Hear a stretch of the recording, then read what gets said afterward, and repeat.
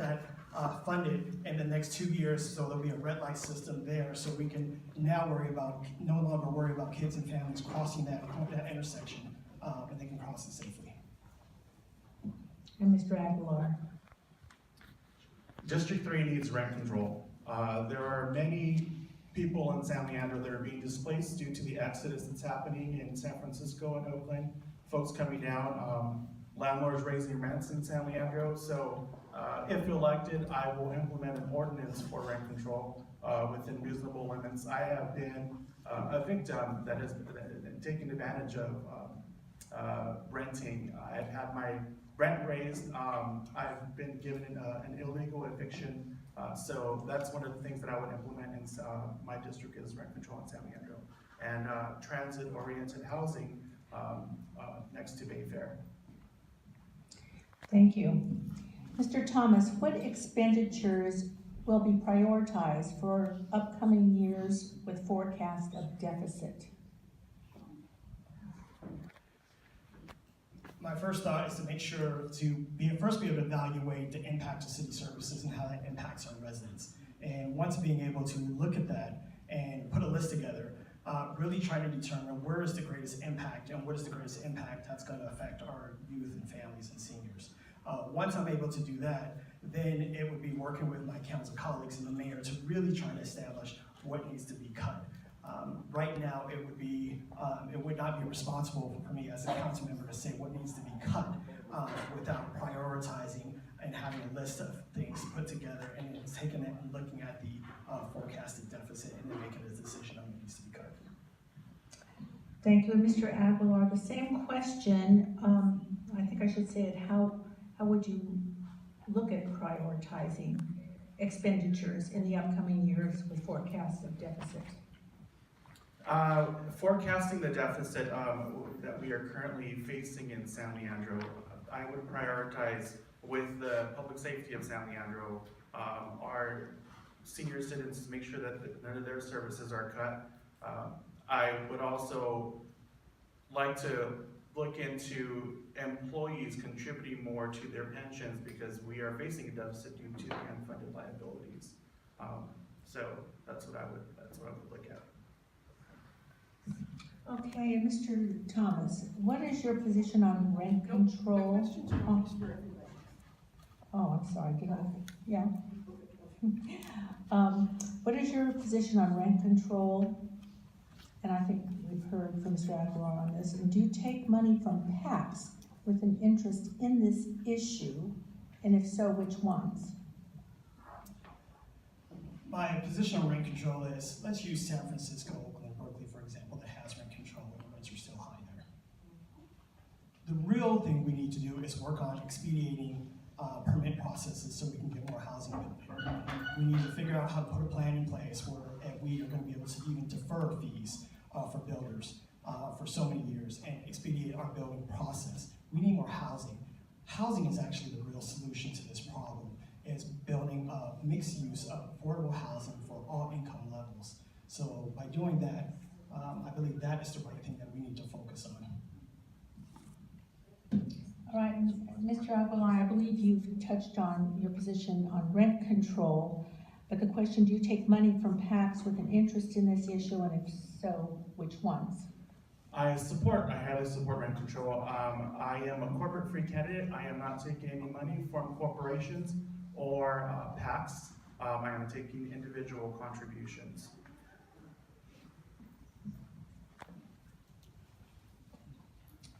Mr. Thomas, what are your thoughts on the recent gag order that elected officials were asked to sign? I can speak for myself and not the other council members here, but what I can tell you is that amongst all of my commissioners, that I did not call them, I did not have a conversation with them, I allowed them to make their own decision. That is one of the things. That is, and what I've done here is, with the order that was mentioned, I did not call my commissioners, I did not speak with them, I did not demand them to sign it, I allowed them to make that decision themselves. Thank you, and Mr. Aguilar, your position. It is a violation of our freedom of speech, and when I was sent that gag order to sign, I reread it. I had some friends who were attorneys who looked over it, and I said, you know, I am not gonna sign this, just wanna make sure that this is something that, is not gonna come back and bite me. So, you know, it is my First Amendment right. If there is something that I feel like the public needs to know, then I will voice my opinion, but I did not sign that gag order.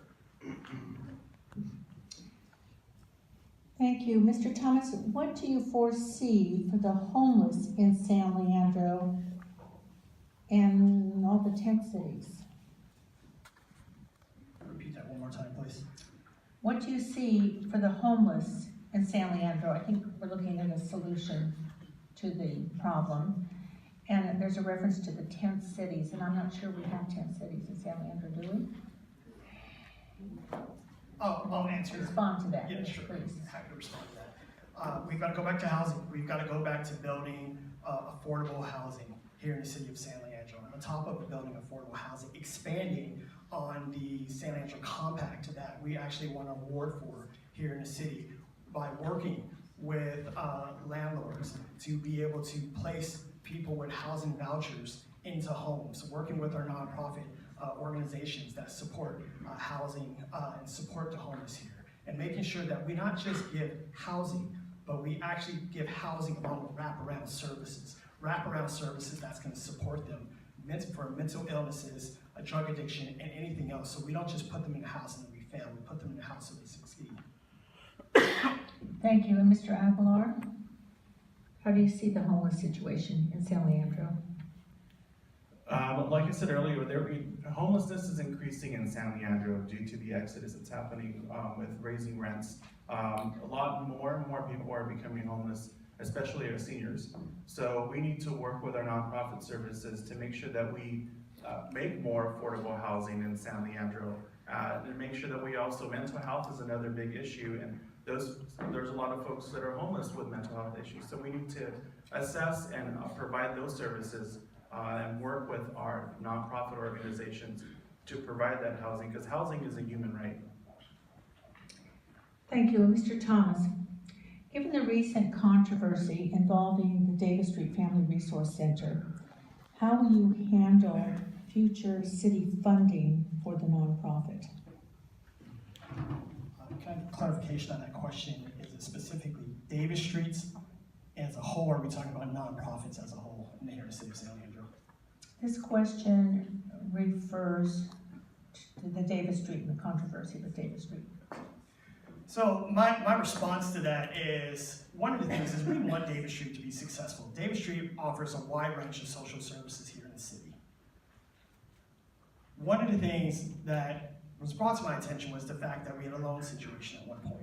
It was important to me that we addressed that loan situation because that was $1.5 million of the residents and the people's money here in San Leandro. And while I was asked for us to just forgive that money, I am not the one to be in a position to just forgive $1.5 million of the people's money.